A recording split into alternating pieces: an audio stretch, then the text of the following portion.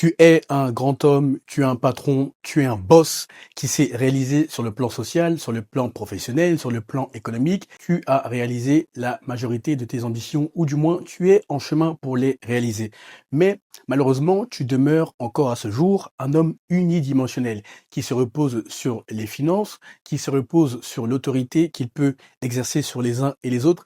Bref, tu comptes un peu trop sur le plan physique, charnel, 3D. En effet, si tu es nouveau sur cette chaîne ou si tu es familier de mon univers, tu sais pertinemment que la métaphysique et la spiritualité font partie de ta réalisation personnelle. Étant un homme unidimensionnel, tu ne te rends pas compte que tu te fais encore avoir par tout ce qui brille. Car, étant donné que tu as négligé la spiritualité et la métaphysique, tu ne sais pas dissocier les hommes qui ont tes intérêts à cœur lorsqu'ils viennent avec des propositions très alléchantes en apparence, des hommes qui sont peut-être moins tape à l'œil lorsqu'ils te font des propositions, mais lorsque tu regardes l'envers du décor, ils ont réellement tes intérêts à cœur. Comment dissocier cela? Eh bien, via la spiritualité, via la métaphysique. En effet, plus tu deviens un homme multidimensionnel et plus tu te réaliseras. Surtout, tu co-créeras ta réalité avec l'univers tel un demi-dieu créateur. Tu attireras naturellement des hommes et des femmes qui vibrent à ton énergie, ta vibration, ta fréquence. Mais on va commencer par une métaphore pour que tu comprennes comment tu t'es fait avoir et comment beaucoup de tes pairs sur le plan économique, sur le plan social, sur le plan financier continuent de se faire avoir car vous négligez, vous méprisez à tort la spiritualité. Si tu t'intéresses un peu au droit ou si tu as un avocat avec lequel tu travailles, qui rédige tes contrats ou qui revoit tes affaires globalement, qui te conseille sur l'aspect technique, sur l'aspect juridique, tu es familier un minimum des juridictions françaises. Oui, on va rester sur le territoire franco-français. On va s'intéresser en premier lieu à l'ordre judiciaire, car c'est ce à quoi tu penses lorsque on fait référence au droit, lorsqu'on fait référence à la justice ou aux affaires judiciaires globalement. Donc, tu as l'ordre judiciaire. Tu vas comprendre le lien avec la spiritualité.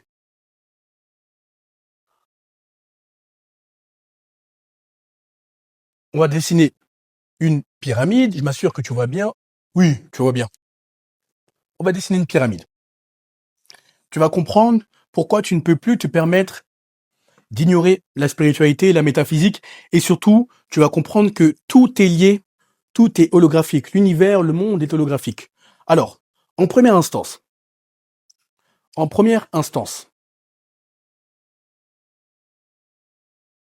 tu as les tribunaux civils. Allez, on va prendre, par exemple, le tribunal de commerce. On va prendre quoi d'autre? On va prendre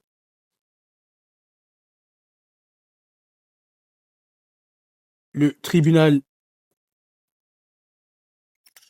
de police. Bon, tu as compris le point. En seconde instance, on va prendre la cour d'appel. Cour d'appel. Hop. En troisième instance, on va prendre la cour de cassation. Ah oui, seconde instance, il faut que je le mette. Seconde instance. En troisième instance, on va prendre la cour de cassation. La cour de cassation.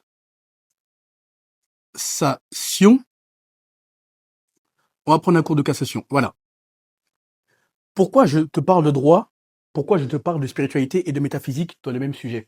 Parce que lorsque tu penses au droit, tu penses directement au tribunal de commerce, tu penses au tribunal de police, tu penses aux grandes affaires pénales, aux grandes affaires criminelles, au grand banditisme ou encore aux bandits en col blanc. C'est tout de suite ce qui frappe ton imagination. Eh bien, je veux que tu saches qu'il en est de même lorsqu'il s'agit de la spiritualité. Pourquoi?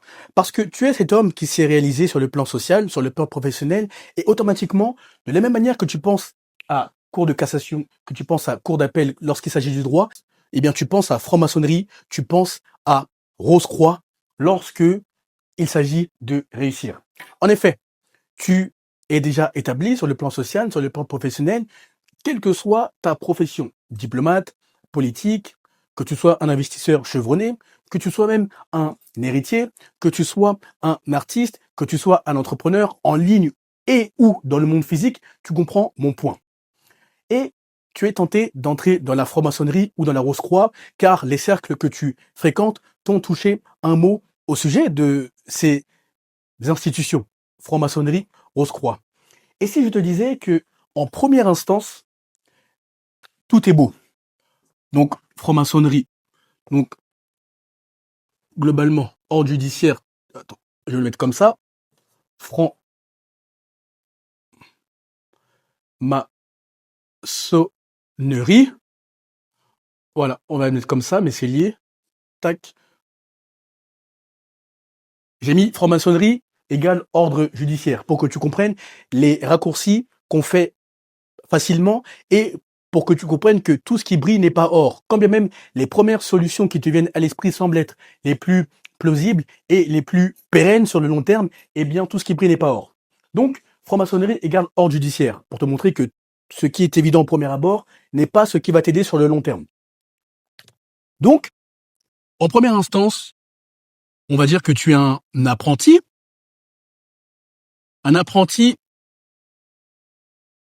maçon.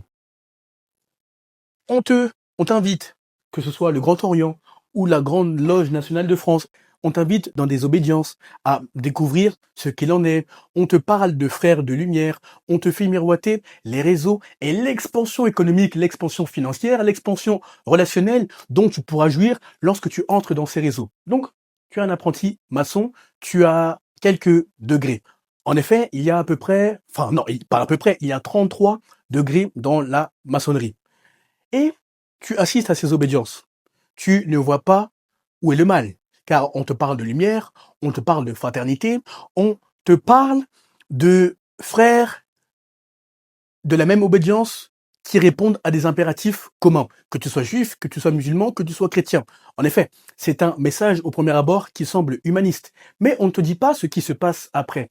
Petit disclaimer, je ne suis pas franc-maçon, je ne suis pas rosicrucien, je ne l'ai jamais été et je ne le serai jamais, car lorsque tu connais l'envers du décor et lorsque tu connais la fabrique de la réalité, eh bien, rien ne sert de vendre son âme à ces institutions quand tu sais que par la lumière, par l'alignement, par la discipline, eh bien, tu peux avoir tout ce que ces institutions promeuvent, mais sans le sacrifice humain, sans le sang qui coule. Donc, tu es apprenti maçon. Tout se passe bien et tu as peut-être eu une réaction épidermique en écoutant ce que je te dis ou en t'exposant ce que tu vois. Tu te dis, il raconte n'importe quoi. Donc, on te dit, ok, très bien. Maintenant, tu vas passer à la seconde instance. Il faut que tu évolues, il faut que tu prennes des grades, il faut que tu prennes du galon. Donc, si en tant qu'apprenti maçon, tu avais, allez, disons, tu étais au 5e, voire au 10e degré, donc 5e, 10e degré, 5e, 10e degré, eh bien, maintenant, on va dire que, j'extrapole, hein, mais c'est pour que je comprenne globalement, je ne veux pas rentrer dans les détails. On va dire que maintenant, en tant que personne avancée dans ces cercles, en tant que maçon avancé dans ces cercles, on va dire que tu as, allez, le 15e degré. 15e degré. Et tu ne vois toujours pas le lien entre la spiritualité et la franc-maçonnerie et l'ordre judiciaire. Tu ne vois toujours rien. Pour l'instant, rien ne cloche. Tu te dis que j'évolue, on te fait comprendre que toutes les portes sont ouvertes, tu as juste à appeler tes frères maçons, tes frères rosicruciens pour obtenir n'importe quel marché. Et là, tu te dis, ah, la vie est belle. Enfin, j'ai trouvé des frères de lumière qui me comprennent, qui m'ouvrent des portes et qui œuvrent pour une cause commune. Jusqu'au jour où, là, tu as récolté ce qu'il fallait. On ne t'a pas parlé du sacrifice humain. On ne t'a pas parlé du sang. et là, tu arrives en troisième instance, la Cour de cassation. Tu arrives, allez, entre le 30e et le 33e degré. Et là, on te fait comprendre quelque chose. Voilà ce dont tu as joui, voilà ce dont tu as bénéficié, voilà les retombées économiques que tu as eues avec nous, voire les retombées spirituelles. Mais maintenant, troisième, 30e, 33e degré, Cour de cassation, troisième instance, il faut que tu nous donnes du sang. Il faut que tu nous donnes de la chair humaine. Il faut que tu te livres aux œuvres auxquelles nous nous livrons si tu veux continuer à évoluer. Et là, on te propose potentiellement de devenir grand maître sérénissime de je ne sais quelle loge. Et là, qu'est-ce que tu fais? Étant donné que tu as vu ce qui se passe en première instance, que tu as vu ce qui se passe en seconde instance, que tu as vu ce qui se passe en troisième instance, maintenant tu ne peux plus faire marche arrière. En effet, ils s'assureront toujours que tu arrives à l'instance suprême pour connaître les tenants et les aboutissants. Tu ne peux pas connaître ne serait-ce que une once de ce qui s'y passe tant que tu n'as pas mis les pieds dans la seconde instance, tant que tu n'as pas eu tes galons, tes grades, tant que tu n'as pas eu tes degrés. Et là, on te demande ta maman, on te demande tes enfants pour lesquels tu as durement travaillé, on te demande ton frère, on te demande ta sœur. Qu'est-ce que tu fais? Est-ce que tu vas reculer? Parce qu'il y a deux options qui s'offrent à toi. Si tu es déjà franc-maçon et que tu veux t'en sortir, sache qu'il y aura des combats spirituels dont tu ne sortiras pas indemne, mais au moins tu en sortiras vivant. Dans le pire des cas, tu en sortiras mort. Tu y es allé par ignorance, par avidité, par appât du gain. Et tu te rends compte des tenants et des aboutissants une fois que tu as accédé au 30e, 33e degré. Qu'est-ce que tu fais? Est-ce que tu vas donner ton père? Est-ce que tu vas donner ta maman? Est-ce que tu vas faire des sacrifices humains qu'il t'impose de faire si tu veux rester dans cette loge et surtout si tu veux rester vivant? Une fois que tu as conscience de cela, de ces réalités, si tu n'es pas encore franc-maçon, dis-toi que il y a un autre chemin. Un autre chemin qui est beaucoup plus accessible et un autre chemin auquel on pense, mais bien après. Un chemin qui ne te donne aucune douleur, un chemin qui ne t'inflige aucune douleur, un chemin qui ne t'inflige aucune affliction, un chemin qui te donne la paix de l'âme, de l'esprit, du corps et qui te permet de bâtir une fortune intergénérationnelle, aussi bien sur le plan spirituel que sur le plan matériel, que sur le plan économique. Je vais te l'indiquer tout de suite. Encore une fois, pourquoi j'ai fait le lien entre l'ordre judiciaire? Parce que automatiquement, quand on parle de droit, on parle de affaires criminelles, on parle de grand banditisme, on parle de criminalité en col blanc. Tu comprends le point. Donc automatiquement, quand tu parles de réussite, tu penses automatiquement à la franc-maçonnerie et à la Rose-Croix. Et le chemin, l'alternative qui est beaucoup plus pérenne pour ton esprit, ton âme, ton corps, je vais te l'indiquer tout de suite. De la même manière que je t'ai parlé du droit, de l'ordre judiciaire, eh bien, il faut que je te parle d'un autre chemin qui va te rendre le plus grand des services et dont tes petits-enfants jouiront. Tu vas comprendre tout de suite.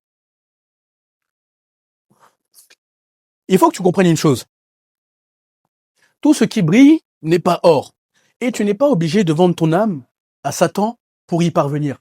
Parce que la plupart des francs-maçons, la majorité, tous les francs-maçons vouent un culte à Satan. Ils ne l'avoueront pas, ils te feront voir ce qui brille, ce qui est or. Mais lorsque tu ouvres ton troisième œil, lorsque tu ouvres ta clairvoyance, et lorsque tu échanges avec des francs-maçons et que tu les observes spirituellement, eh bien, tu ne pourras pas te faire berner, car lorsque tu es ouvert, donc au niveau de ton troisième œil, ta clairvoyance, ta clairaudience, eh bien, les dimensions spirituelles te parlent, tel un canal qui reçoit l'information, tel un canal qui est pénétré par les visions en ce qui concerne les interlocuteurs qu'il a en face de lui. Et c'est en ce sens qu'on ne pourra plus te berner.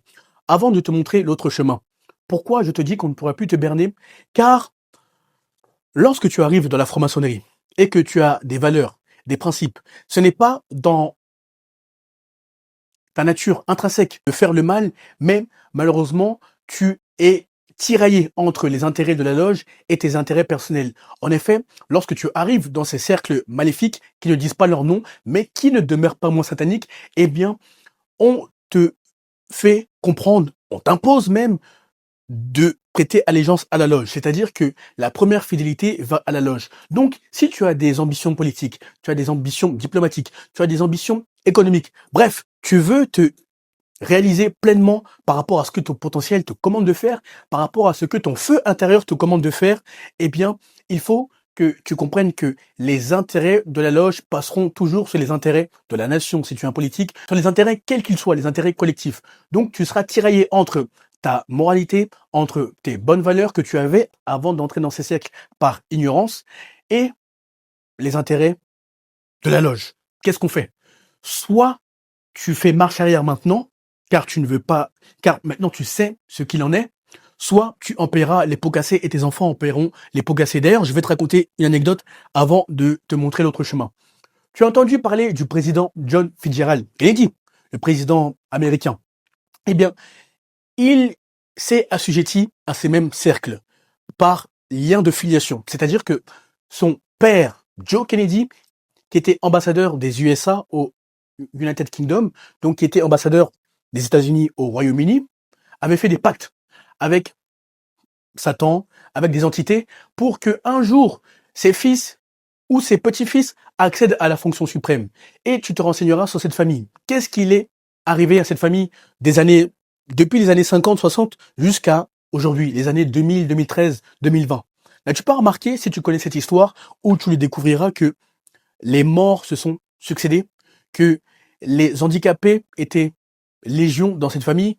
Bref, il y a un dysfonctionnement chronique que tu observes dans cette famille, quand bien même il semble avoir tout ce que le monde a le plus beau à offrir. En effet, lorsque tu vas dans ces loges, car c'était le cas du père de John Kennedy, donc Joe Kennedy, lorsque tu vas dans ces loges, on te dit, ok, tu veux ça, ça, ça, ça, ça, mais en contrepartie, tu vas nous donner tes enfants, tu vas nous donner ta mère, tu vas coucher avec ta maman, tu vas coucher avec des enfants, tu vas coucher avec des cadavres et tu vas te nourrir de cadavres, ou encore tu vas faire les sacrifices humains qu'on te demandera de faire. C'est ça la contrepartie qu'on ne te dit pas et que tu découvres uniquement à la troisième instance, à la cour de cassation ou lorsque tu es au 33e degré.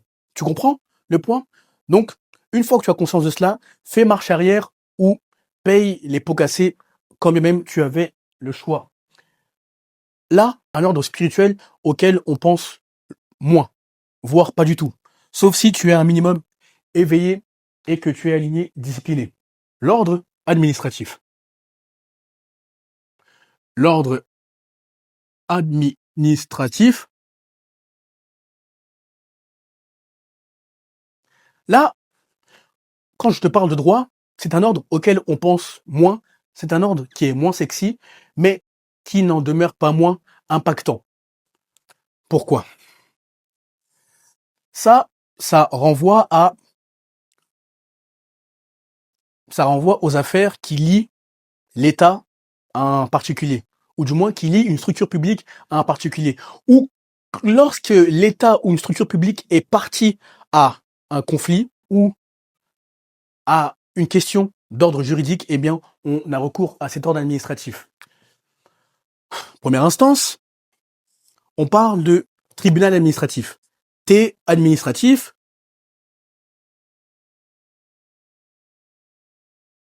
donc où que tu sois, Aix-en-Provence, Marseille, Bordeaux, Paris, Versailles, tu comprends le point. Là, l'ordre administratif renvoie à la lumière, parce que c'est un ordre auquel on pense moins lorsqu'on parle de droit et lorsqu'on parle de spiritualité, justement. On a plus tendance à aller dans la franc-maçonnerie, dans la rose-croix, dans le satanisme. Là, on va parler de lumière. Lumière. Lumière égale ordre administratif. Ensuite, voilà, donc première instance. Première instance, tribunal administratif. Deuxième instance, CAA, cour d'appel administrative. Tu vas comprendre, je vais détailler qu'il y a un chemin et un chemin viable, pérenne sur le long terme pour toi, pour tes enfants, et même pour ton esprit, pour ton âme, pour ton corps, qui ne t'infligera aucune douleur, aucune affliction, justement. Deuxième instance, CAA, cour d'appel administrative, on va mettre CAA, cour d'appel administrative. Troisième instance, on va mettre Conseil d'État, CE. Voilà, Conseil d'État. CE, Conseil d'État. Ça, c'est un chemin qui est moins sexy sur le plan du droit, auquel on pense moins, mais c'est un chemin qui est beaucoup plus pérenne pour ton esprit, pour ton âme, pour ton corps. Pourquoi? Parce que là, ça va commencer avec des intuitions. Ça va commencer avec des intuitions. Tu comprends le lien que je fais entre le droit, un lien qui est vraiment forcé, je grossis le trait pour que tu comprennes comment je raisonne, comment je fonctionne, et pour que tu comprennes que tout est holographique, tout est lié dans l'univers. Donc, tu vas avoir des intuitions. Tu devrais contacter telle personne. Ou même, lorsque tu te disciplines, lorsque tu t'alignes, tu vas avoir des flashs. C'est-à-dire donc, rêves ou les visions.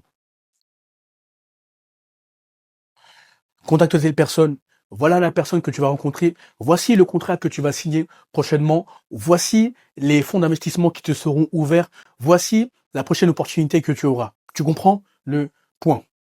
Mais lorsque ça vient de la lumière, lorsque tu es prédestiné à ça, quand bien même tu as déjà réalisé tes ambitions les plus folles, mais bon, tu cherches constamment à réaliser davantage, car ce qui caractérise les hommes est l'ambition féroce. Le moteur est de réaliser pour arriver à ses 60, 70 ans, 80 ans en se disant, voilà, je suis allé au bout de mon potentiel, je peux maintenant partir sereinement, de manière apaisée.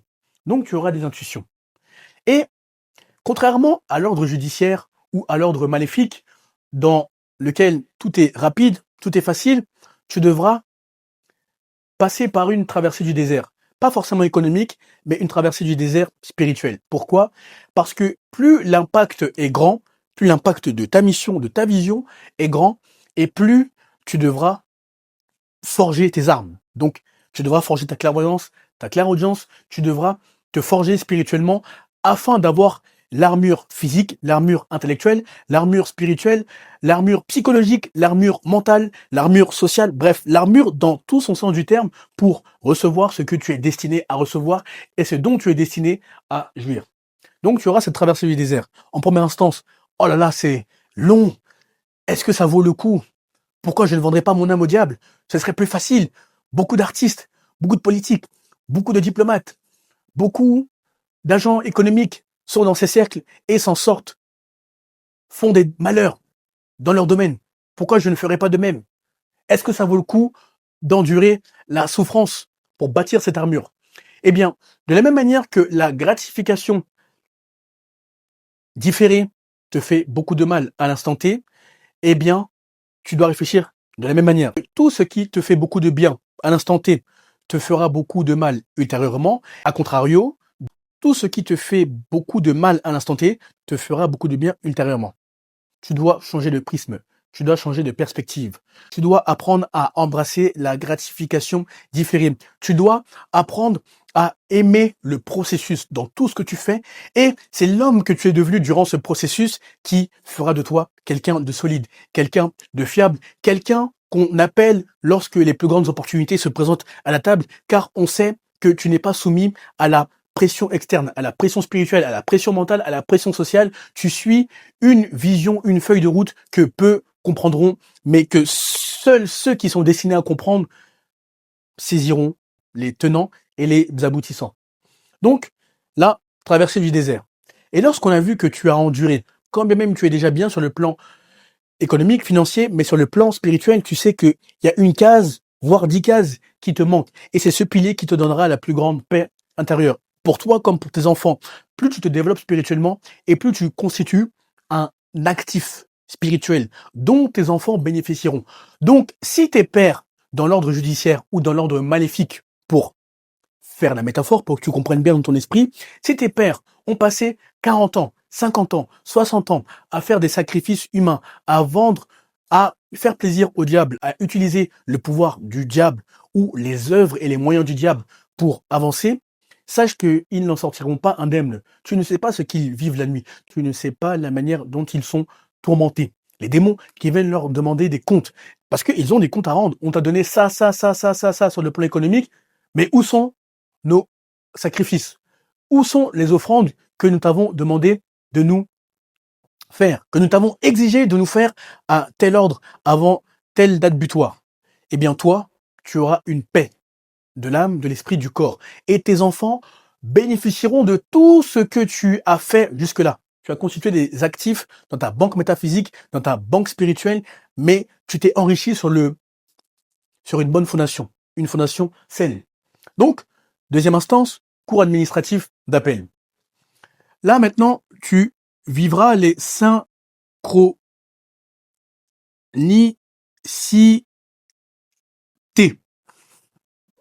Là, il n'est pas question de sacrifice humain, tu l'as bien compris, lorsque ça relève de la lumière ou de l'ordre administratif.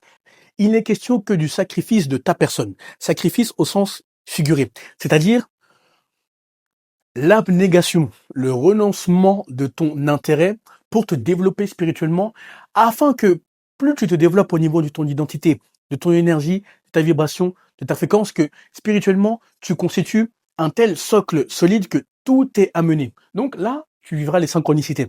C'est-à-dire des hommes qui te parleront des projets que tu as tellement mûri dans ton esprit, dans ton âme, dans ton corps, et qui te diront qu'ils envisagent de se lancer dans les mêmes projets, ou qu'ils ont déjà des résultats, ou qu'ils peuvent te présenter des personnes qui te feront accélérer sur le plan économique, qui te feront accélérer sur le plan de ce projet que tu chéris tant et que tu tiens à matérialiser au point où ça devient une obsession. Donc, les synchronicités seront les événements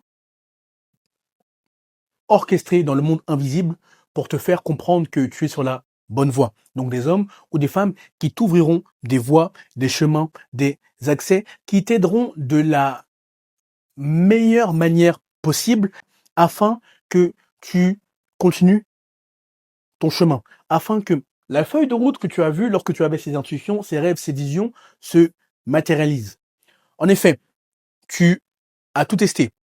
La drogue, l'alcool, les femmes aux mœurs légères, on va dire ça comme ça. Tu as tout testé, mais tu te rends compte que tu es vide à l'intérieur, quand même tu t'es réalisé sur le plan économique, sur le plan social. Eh bien, ce pilier, le pilier spirituel, le pilier ésotérique, le pilier métaphysique, pallie tous les problèmes d'ordre interne que tu tentes de régler avec des causes externes. Tu comprends? Donc drogue, alcool, etc. Donc tu vivras les synchronicités. Et tu verras que tu seras tellement en paix avec toi-même, tu auras une telle confiance car tu admettra enfin que la spiritualité, la métaphysique, ce n'est pas une connerie et que nous ne sommes jamais seuls.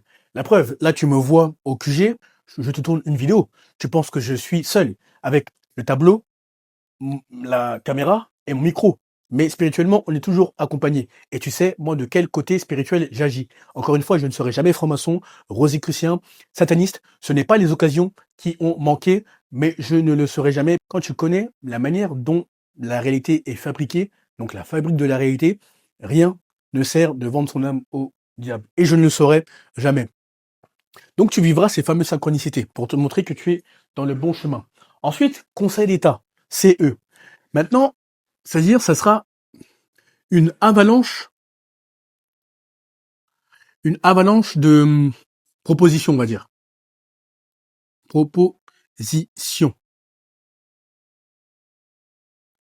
Tu remarqueras une chose, si c'est la première fois que tu consommes mon contenu, ou si tu es un régulier depuis 1 an, 2 ans. Oui, j'ai commencé le long format en janvier 2025. Et merci pour les nombreux retours que vous me faites. Vous êtes une communauté qualitative, donc je me dois de continuer à poster, vu la manière dont vous investissez férocement sur vous-même, je me dois de ne pas vous abandonner.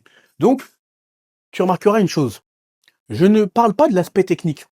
Je ne parle pas des retours sur investissement lorsqu'il s'agit du domaine de l'investissement ou des fonds d'investissement. Je ne parle pas de l'aspect technique des traités lorsqu'il s'agit de la diplomatie ou du droit. Je ne parle pas de l'aspect technique sur le plan immobilier lorsqu'il s'agit de l'aspect notarial, lorsqu'il s'agit de l'aspect foncier. Bref, tu remarqueras que quelle que soit la manière dont j'aborde ces différents systèmes qui sont interconnectés, qui se superposent les uns sur les autres, j'aborde plus l'aspect humain, relationnel, mais je n'aborde pas l'aspect technique. Pourquoi?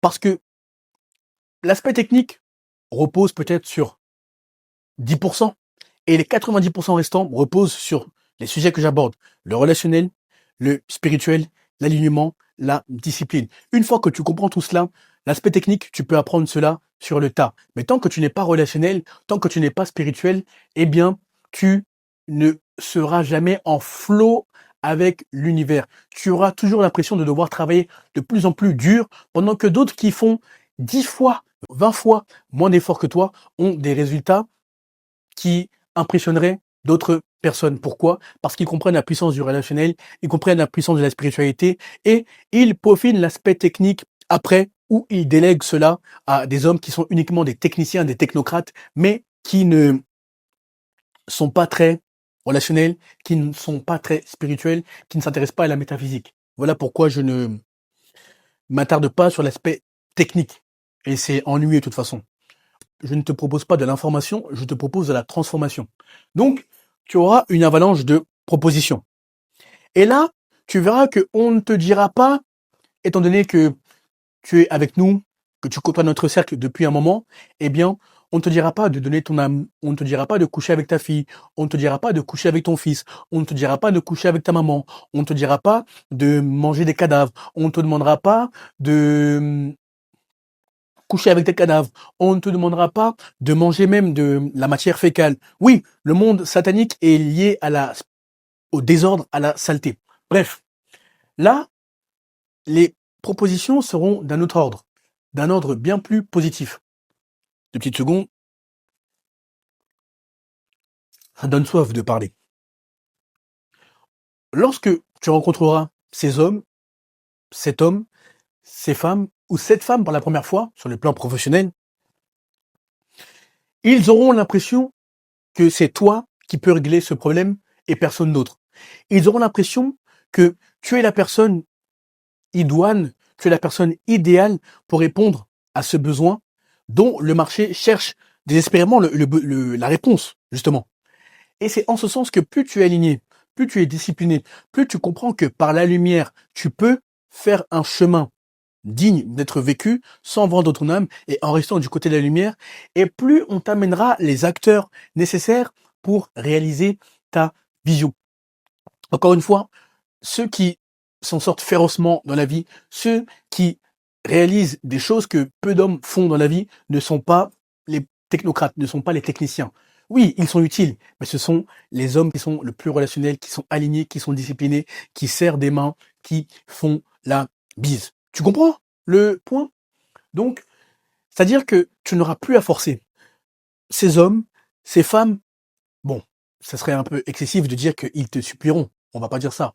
Mais ils feront des pieds et des mains pour te faire des ponts d'or afin que tu pénètres un marché. Ça peut être le marché pétrolier, ça peut être le marché immobilier, ça peut être le marché des fonds d'investissement. Bref, quelle que soit la manière dont tu te réalises, ça peut même être le fait de dénouer une situation litigieuse sur le plan diplomatique. On aura besoin peut-être de ton aplomb, on aura besoin de ta sérénité, de ta sagesse, de ta grandeur d'esprit, de ta grandeur d'âme. Bref, ils trouveront un moyen de te faire comprendre que tu es la personne idyllique, tu es la personne idoine.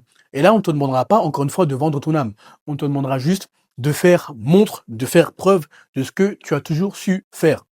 Être un homme multidimensionnel, aligné, discipliné, qui apporte des solutions à un marché et surtout qui a conscience, qui comprend que nous n'avons pas besoin de vendre notre âme au diable pour nous en sortir.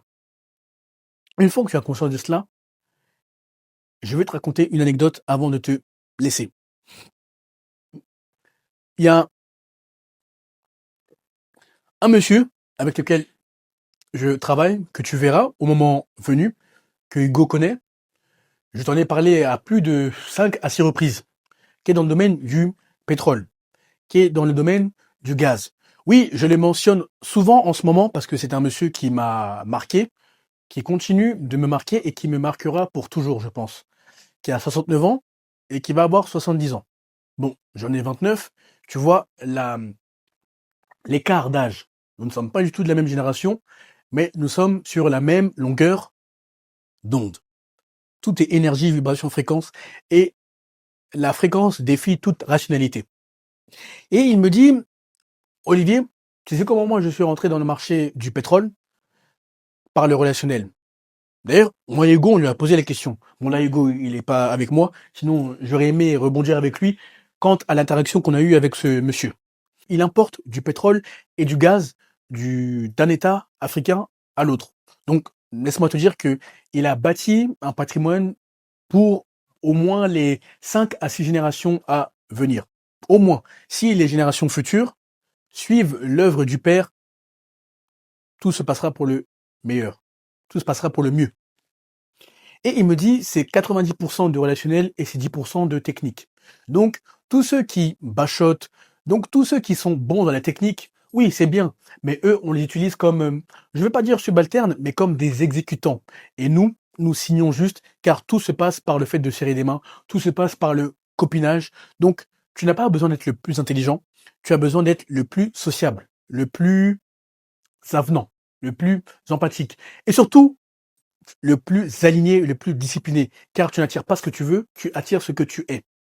Et il me dit qu'il avait rencontré, je tairai le nom de ces pays, le PDG d'une société pétrolière nationale, qui lui dit, Monsieur X, je vais pas dire son nom, j'ai failli le dire, nous cherchons à nous implanter dans tel marché africain, mais je ne sais pas pourquoi, je sens que c'est toi qui peux faire l'affaire, qui peut nous aider à nous implanter. Et là, tu vas me dire, mais Olivier, tu te fous de ma gueule. Ils peuvent appeler des chefs d'État, ils peuvent appeler des ministres. Pourquoi ils passeraient par un privé, par un homme d'affaires privé? Bah, tout simplement parce qu'il y en a qui comprennent la puissance du relationnel. Beaucoup de politiques, beaucoup de diplomates sont des techniciens, sont des technocrates, mais ils sont pas bons lorsqu'il s'agit d'interagir avec les gens. Et c'est en ce sens que ceux qui ont compris le pouvoir de l'alignement, de la discipline, du mindset d'abondance et des relations sociales ont la part du gâteau, la plus belle, la plus, je vais pas dire enviable, parce que envier, ça reviendrait à dire que l'univers est rare en opportunité, donc il faut envier celui qui a eu la part du gâteau, mais du moins la plus prestigieuse. Donc, il me dit, écoutez monsieur, donc il est avec le PDG de la société pétrolière en question, qui lui a fait la proposition, écoute, est-ce que tu peux nous aider à nous implanter dans tel marché? En contrepartie, on te donne tel pourcentage dans l'actionnariat de la société. Donc oui, il est actionnaire à ce jour. Et on te donne des pourcentages de tous les contrats que nous signons. C'est te dire la puissance du relationnel. Et pourquoi je te dis ça? Pourquoi il m'a dit ça?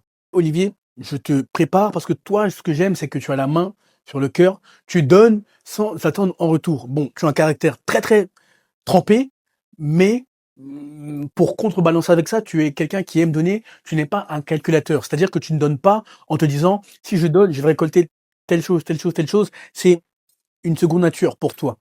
Et je veux que tu te rendes compte que lorsque tu arrives dans tel milieu pétrolier ou dans le gaz, eh bien, les gens n'auront pas ton état d'esprit. C'est-à-dire qu'on a parlé de conscience collective. La conscience collective est extrêmement basse. Pour eux, c'est prendre, sans penser au bien collectif, sans penser de manière intergénérationnelle. Tu comprends le point? Donc, tout ça pour te dire que tu n'as pas besoin de vendre ton âme au diable. Tu n'as pas besoin d'être cet homme qui est rongé et empoisonné par son mindset de rareté. Tout est rare, je dois impérativement vendre mon âme au diable, je dois impérativement être un rosicrucien, être un franc-maçon pour m'en sortir. Non, je dois juste être aligné, à être discipliné. Est-ce que ce sera facile? Non. Mais est-ce que ça vaut le coup d'être vécu? Oui. Est-ce que tes enfants te remercieront? Oui. Est-ce que tes petits-enfants te remercieront? Oui. Est-ce que tes arrière-petits-enfants te remercieront? Oui. Est-ce que tu auras la paix de l'esprit, de l'âme et du corps? Oui. Est-ce que tu seras fier de l'homme que tu vois dans le miroir? Oui. Est-ce que ta confiance sera décuplée? Oui. Est-ce que les gens graviteront naturellement autour de toi? Oui. Est-ce que tu feras beaucoup moins d'efforts quand les autres sont persuadés que plus tu travailles dur et plus tu as des résultats? Oui. Bref, tu ne seras plus jamais le même homme lorsque tu t'intéresses à la spiritualité, à la métaphysique et surtout lorsque tu sais que tu n'es jamais seul. Et les présences qui t'entourent dépendent du choix que tu as fait, que tu vas faire. Tu es un élitiste, tu es un demi-dieu créateur, comporte-toi comme tel.